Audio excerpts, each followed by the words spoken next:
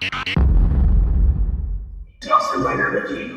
YouTube, Awesome Rider here. Welcome to my review for our 6th Ranger Changer for Don Dragoku from Avataro Sentai DonBrothers. The most on-time review I've ever had. In fact, I have this even before it came out. I'm just kidding. To those of you in the future, this won't make any sense, but I just wanted to really quickly apologize to those of you that follow these sort of as they come out to say, this review is really late. Long story short, there was some major shipping and processing problems that caused this to arrive very late, so I'm sorry about that, but I won't bore you with the details. But let's go ahead and dive right in. So, included with this is only one gear for his Dragon or Main Ranger mode. There is one for Tiger that comes with his, secondary weapon / Taja spinner looking thing. However, it's not required to activate the sounds for both Rangers, which is nice because this thing does not have a reader. It's simply a little button that acknowledges that there's a gear on it. So if you were worried about that and you're not a completionist, you can get this and have the sounds for both modes, no problem. So as you can see, it's sort of a spear-like weapon design, and it's actually pretty cool. Despite my sort of semi-fatigue with weapon changers being the norm in most cases in recent years, I really like this. It's rather unique, and I have to say I like the toy overall more than I thought I would. I generally like the design of this thing, but usually the toys, especially in recent years for Sentai, have left me a little bit whelmed. But I really do enjoy this. I think for the most part it looks pretty good. It does have a bit of that more cheaper modern feel, but for the most part I'm happy with it. Especially like the gold plastic. I think it actually looks rather nice. It looks a little cheaper here and down here, but to be honest, I'm not looking down there so much. But for the main part that counts, I think the color of the plastic and the paint flows well together, and it looks very nice on display. It is obviously smaller. It's not going to be a full-size spear, but it is kind of what he like what he handles in the show, and because of that, it actually feels an overall solid size for what it's supposed to be. And just in terms of the look, I'm more pleased with it than I thought I was going to be.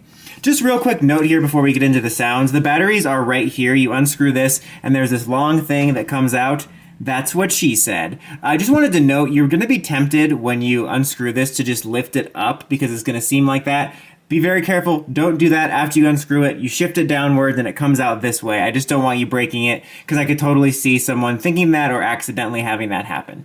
Anyway, let's go ahead and get started. On-off switch right up here. And you get the activation noises as well as it saying its name, and you can see there's going to be an LED coming from right here. Let's go ahead and get started with the basic noises, just the trigger right here. Basic slashing noises. If you hold it down, you get a roaring noise. And the way you change it to its other mode is you press this button here, which changes it to our Tiger mode.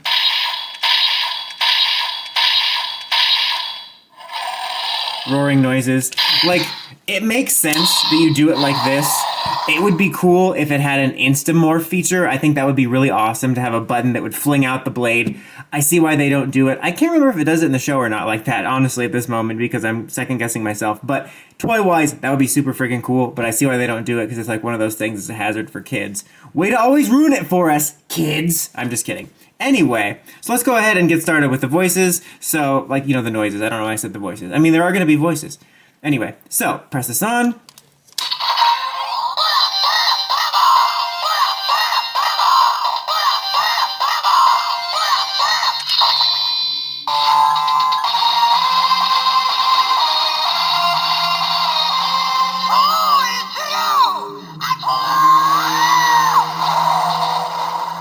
Oh my god. So for the other noises here, you have still basic attack, but you get two different noises if you hold them down separately.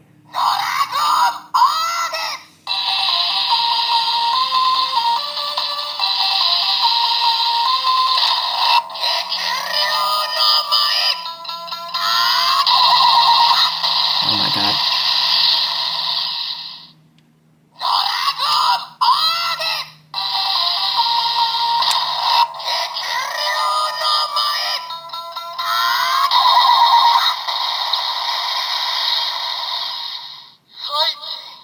I definitely have some thoughts on these sounds and the voices, but I'll save that for the end. So now, let's do this mode.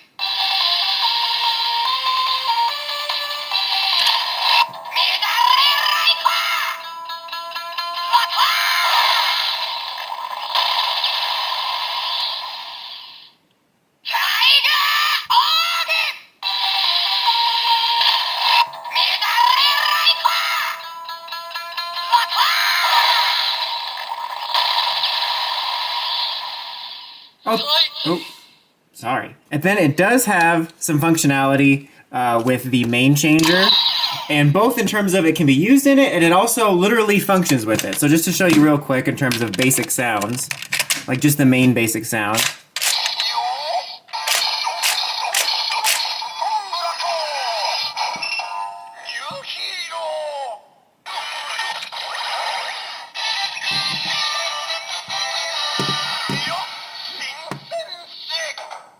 So you can do that, but then you can actually press these two together to activate a new sound on this. So they kind of link together like this.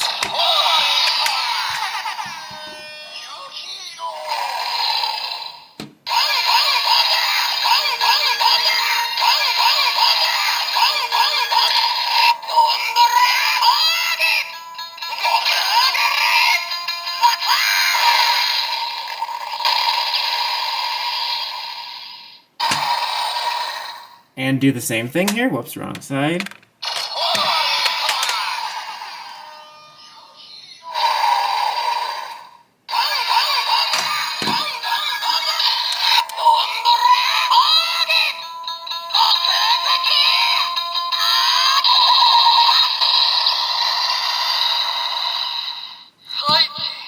That's overall pretty much it for this thing. I honestly kind of have mixed feelings about it. Despite generally liking the design for it, I wasn't that stoked to get it just in terms of thinking it was going to feel cheap and not be all that great toy-wise, and I wasn't a fan of the voice from the show, but I have to say, for the most part, I actually dig it a lot more than I thought I was going to. Just in terms of the look and feel, I'm really happy with it in terms of a display piece. I have to say, I really do like the music in this thing. It's very fitting. I like quite a bit of the jingles, or at least the small snippets of jingles, but I do not like the voice. If you guys have watched my channel at all, you know I cannot stand the crackhead Toku Morpher Changer belt voice. I just cannot. I don't understand why it's appealing. That's going to be a matter of taste. I just personally, I don't hate it. I just don't like it at all, and it's terrible. So I have to say probably one of my least favorite Changer voices, but I do like the jingles. It's very fitting. I also really like the way the LED looks here.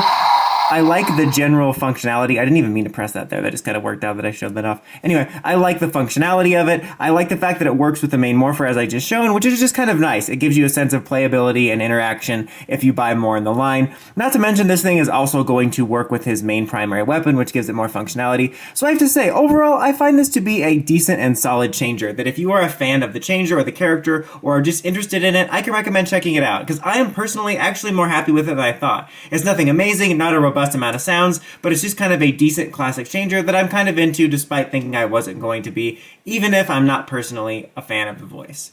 But that's about it for this one, guys. Until next time, don't forget to like, comment, subscribe, and climb the steps and ring that bell so you can get notifications for my videos. Dawson Ryder, signing out.